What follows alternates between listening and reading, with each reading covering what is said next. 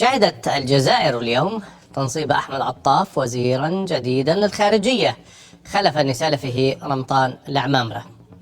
قد أكد الوزيران خلال عملية التسليم والاستلام على ضرورة تكريس الجهود لخدمة السلم الإقليمي والدولي وانتهاج سيادة عدم الانحياز التي أكد أنها تمثل أبرز أسس الدبلوماسية الجزائرية.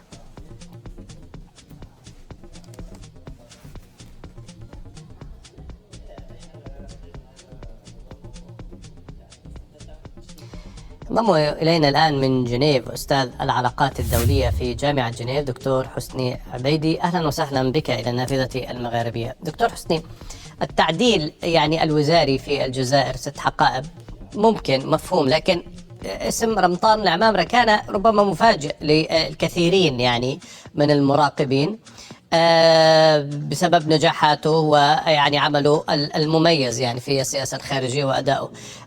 ما السبب في تغيير وزير الخارجية الجزائري برأيك؟ هناك تقليد في الجزائر، وزراء الخارجية لا يعمرون كثيرا.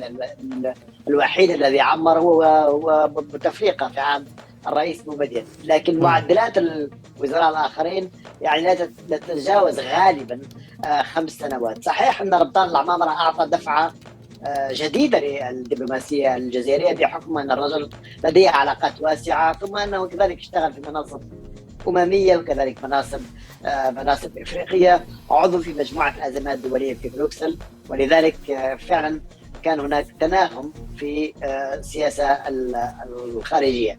أنا أعتقد أنه تسليم مهامه إلى السيد أحمد عطاف أو تغيير العمامرة، هناك العديد من القراءات ولا أملك قراءة واحدة، وأنا أعتقد أن ربما يكون هناك رغبة في تغيير، في إعطاء نفس جديد وتغيير رمضان العمامرة، وربما تكون كذلك حتى الرجل لم يتحدث بعد لماذا هو غادر، ولماذا خفف من نشاطه الدبلوماسي حتى قبل أن يطلع من الوزارة.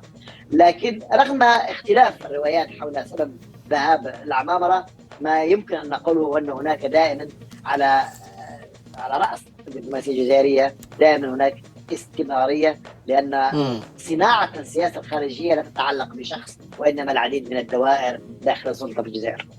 طيب، الوزير الجديد أحمد عطاف كان غائبا عن الساحة لفترة طويلة، وبالتالي كما ذكرت أنه في استمرارية في منهج السياسة الخارجية، لكن هل يمكن أن نتلمس شيء من دوره السابق في الوزارة، ما يمكن أن نبني عليه رسم للمرحلة القادمة في السياسة الخارجية في الدبلوماسية الجزائرية؟ هو صحيح كنا ننتظر أن تكون هناك دماء جديدة على الأقل في وزارة مهمة مثل الجزائر، خاصة وأن النقطة الأولى التي أشار إليها السيد أحمد عطاف هي قضية ضرورة تحيين هذه السياسة وأن تتكيف مع الوضع الجزائري الداخلي. لكن ربما لن تجي لن تصل الدماء جديدة، لكن ستصل أفكار جديدة. الرجل ترأس الخارجية الجزائرية في أوقات صعبة وأوقات عصيبة جدا من تاريخ الجزائر، واستطاع فعلا أن يوجه ويقوم بقيادة دبلوماسية الأزمات إن صح التعبير.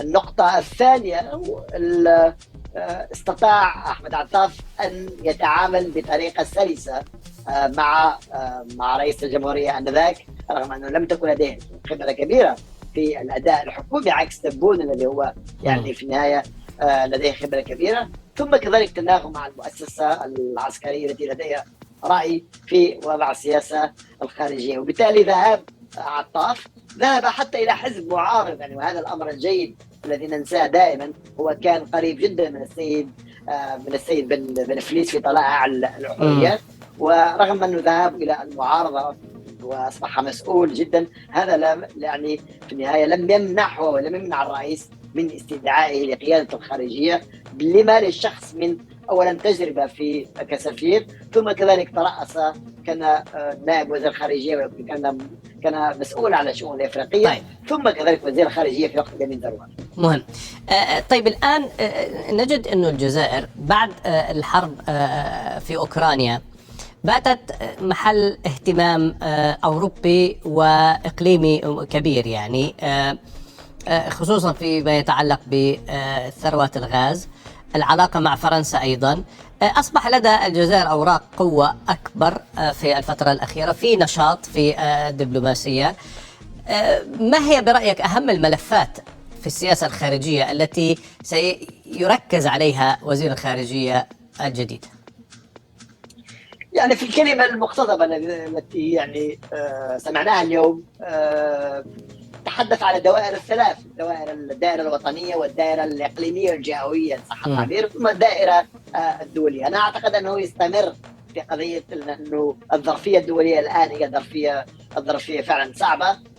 عندما أقول الظرفية الدولية كذلك الإقليمية هي ظرفية دقيقة جدا، وبالتالي لابد على الجزائر من مقاربة جديدة واستعمال نفس الحديث، وكذلك منهجية جديدة من أجل في النهاية التعامل مع هذه الأزمات التي لديها تأثير مباشر على الجزائر. هو في النهاية يريد أن يقول بأنه لابد من الجزائر تجد أن تستمر في استثمار هذه الفرصة للجزائر، حيث أن الجزائر أصبحت يعني من الدول التي تزار تقريبا أسبوعيا من قبل وزراء أوروبيين، ثم كذلك ربما عدم الخوض أو عدم الاستفاض في أي محور إقليمي أو دولي يمكن أن تكون تكاليفه غالية على الجزائر.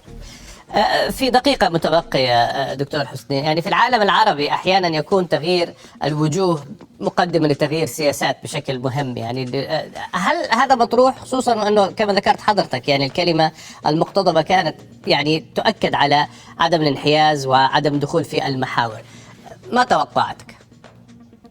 سيكون له أسلوب مختلف، يعني قطعا على أسلوب السيد رمضان العمامرة، لأنه قبل كل شيء لابد أن يكون مختلفا، ولأن الرئيس يكون اختاره هو ولم يبقي على العمامرة، وبالتالي لابد أن يختار له يعني طريق مغاير، أو لنقل مقاربة تختلف عن مقاربة العمامرة، لكن الأهداف الأساسية أعتقد تحدد يعني بشكل جماعي. واضح. أشكرك شكرا جزيلا ضيفي من جنيف، أستاذ العلاقات الدولية في جامعة جنيف دكتور حسني عبيد.